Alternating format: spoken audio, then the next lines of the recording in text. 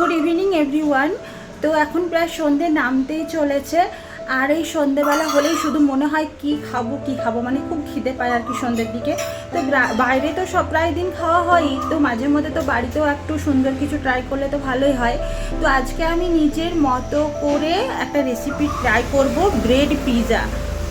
তো ব্রেড পিৎজাটা আমি সম্পূর্ণ নিজের মতো করে বানাবো। তো ভাবলাম যখন বানাবো চলো তোমাদের সাথেও শেয়ার করা যেতেই পারে। ভালো লাগলে কিন্তু অবশ্যই তোমরাও তোমাদের বাড়িতে ট্রাই করে দেখো। তো চলো রেসিপিটা কীভাবে বানাচ্ছি চলো তোমাদেরকেও দেখাই। একটা বাটির মধ্যে প্রথমে কিছুটা টমেটো সস, কিছুটা পিৎজা সস, আর নিয়ে নেবো কিছুটা সেজওয়ান চাটনি, আর তিনটে একসাথে খুব ভালোভাবে মিশিয়ে নেবো। আর সঙ্গে কিছুটা চিনি দিয়ে দেবো, আর চিনি দিয়ে সসটা খুব ভালোভাবে ফেটিয়ে একদিকে রেখে দেবো। আর যে ব্রেডগুলো আমি নেবো, ব্রেডগুলোর ধারগুলো পুরো কেটে নিতে হবে, চারপাশে এই ধারগুলো ভালোভাবে কেটে নিতে হবে, দিয়ে কোনাকুনিভাবে ব্রেডগুলো কেটে নিতে হবে, ঠিক এইভাবে। আর এখানে আমি আমার মতো করে পেঁয়াজ ক্যাপসিকাম এগুলো কেটে রেখেছি, খুব বড় টুকরো করিনি, ছোট্ট ছোট্ট করে টুকরো করেছি পেঁয়াজ, কাঁচা লঙ্কা, ক্যাপসিকাম। আর এখানে ব্রেডগুলো রয়েছে, ব্রেডগুলো, আর এখানে রয়েছে কর্ন, আর সেই বানানো সসটা রয়েছে মজরেলা চিজ টুকরো টুকরো করা, আর এখানে ডিম, আর একটা ডিম দেওয়া হয়েছে, লবণ আর গোলমরিচ একসাথে খুব ভালোভাবে ফেটিয়ে নেওয়া হচ্ছে। এরপর প্যানের মধ্যে একটু সাদা তেল ছড়িয়ে দেবো, আর তারপর প্যানের চারিপাশে তেলটা আমি ভালোভাবে ছড়িয়ে নেব। এরপর ডিমটা চারিপাশে পাতলা করে এবং গোল করে ছড়িয়ে নিতে হবে। যখন ডিমটা ভালোভাবে ছড়ানো হয়ে যাবে তখন কিন্তু গ্যাসের ফ্লেমটা অফ করে দিতে হবে।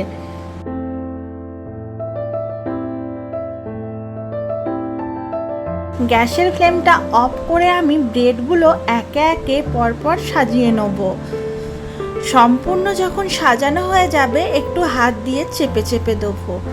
তারপর একে একে আমি সমস্ত কিছু এখানে এরপর দিতে থাকবো। প্রথমেই দিয়ে দেবো সসটা, যে সসটা আমি বানিয়ে রেখেছিলাম, সেই সসটা ব্রেডের গায়ে খুব ভালোভাবে মাখিয়ে নেব। সসটা যখন মাখানো হয়ে যাবে তারপর আমি ক্যাপসিকামগুলো দিয়ে দেবো একে একে। আর ক্যাপসিকামগুলো দেওয়ার পর আমি দিয়ে দেবো পেঁয়াজের টুকরো, তারপর দিয়ে দেবো কর্ন।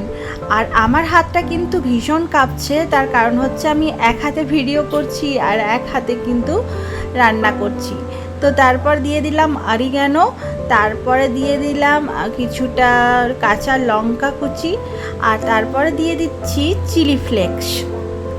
তো পরপর সব কিছু দিতে থাকবো। শেষে সেই যে চিজটা কেটে রেখেছিলাম টুকরো টুকরো করে, সেটা সমানভাবে চারিপাশে দিয়ে দেবো। তো চারিদিকে যেন ঠিকমতো চিজটার কাঁচা লঙ্কাটা দেওয়া হয় সেটা দেখে নিতে হবে। তারপর সব জায়গায় সম পরিমাণে এগুলো দেওয়ার পর আমি দিয়ে দেবো পিৎজা মিক্স। তো পিৎজা মিক্স এটা আমি শেষে একদম ছড়িয়ে দেবো।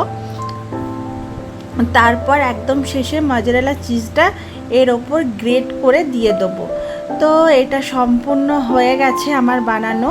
এখন এটা ঢাকা দিয়ে দেবো, গ্যাসের ফ্লেমটা অন করে 2 মিনিট লো ফ্লেমে হতে দেবো।